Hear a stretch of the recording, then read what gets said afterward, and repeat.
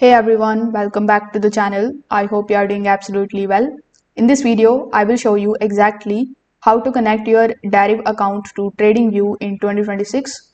Now currently on Tradingview Premium, a Black Friday sale is going on in which you are going to get 80% off plus 1 month free. So if you are interested in this deal, you can check out the link that is given in the description.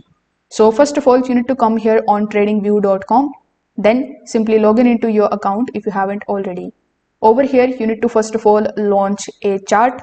So you can either click on the option of products or you can click on the option of this search icon. Then it is going to show you all of the symbols in front of you. So you can click on any of these symbols that are available here. After that, simply click on the option of launch chart right next to it. Now, once the chart is launched in front of you, simply click on the option of trading panel here in the bottom left hand corner.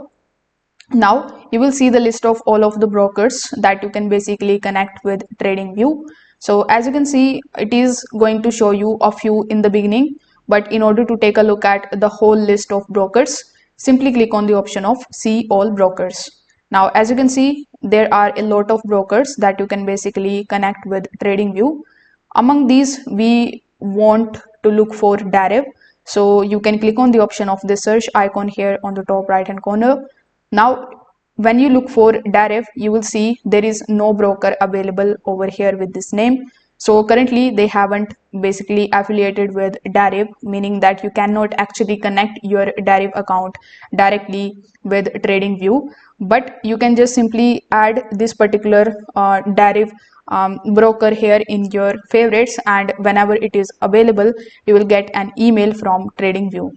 Now this case might be in my region, but if in your region Deriv is available, you just have to click on that, provide your login credentials and click on the option of connect in order to simply connect it with your TradingView account. If this video helped you out, make sure that you give this video a like, subscribe to the channel for more this type of TradingView guides. Thanks for watching.